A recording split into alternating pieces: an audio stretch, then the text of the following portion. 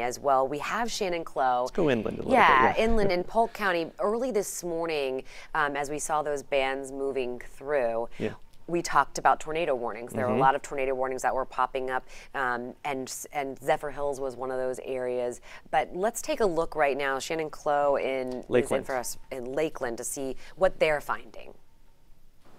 Hello from Lakeland, a spot we have been for about a day now, and let me tell you, weather-wise today, really not that out here.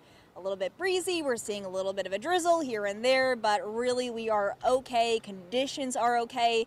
It's actually a spot right now, we're at a hotel, and this is where people came to evacuate to. This is a safe space that they felt like, you know, a lot of people telling us they live on the water, whether it's in Tampa, St. Pete, people have boats. They said they just wanted to make sure they were going to be somewhere safe for the storm. I will tell you, a lot of those people already heading out of the hotel this morning during checkout, ready to get back to their homes, make sure their homes are safe.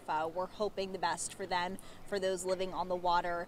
But yeah, you can really see in the parking lot. I know last night I was showing you a packed parking lot. Not so much today, this afternoon, but conditions here in Lakeland really looking all right. People just seem to be ready to get back onto the road and get back home. So we'll continue to be out here to monitor these conditions, and if anything happens to change, of course, we'll let you know right here on air. I'm in Lakeland. Shannon Clow, 10 Tampa Bay. All right, Shannon, thank you so much. We have Sheriff Grady Judd in Polk County speaking right now. Let's listen in. Dedicated to the cause and the infrastructure and the support, and that means so very much to us.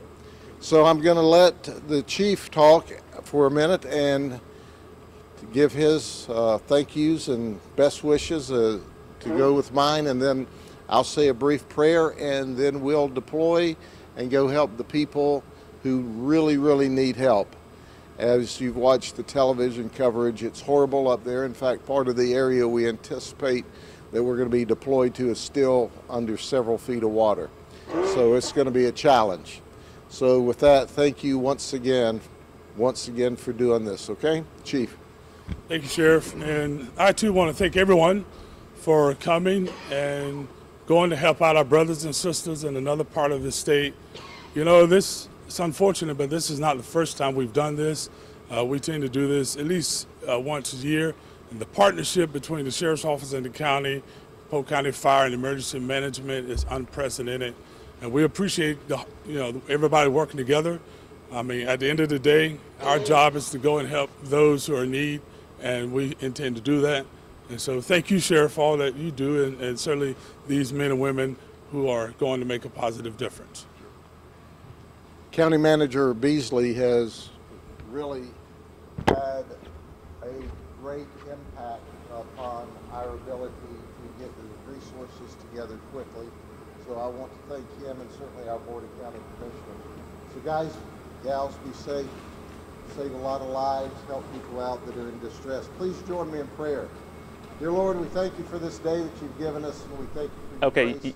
You've been listening to Sheriff Grady Judd there. Shout out to him. He was holding the 10 Tampa Bay mic for a second. Well, and shout out to Polk County, because they are sending fire rescue teams to some of the hardest hit areas from Hurricane Idalia into Taylor County, into areas still under feet of water. We had Jennifer Titus in Citrus County in Crystal River, and she said there's water everywhere.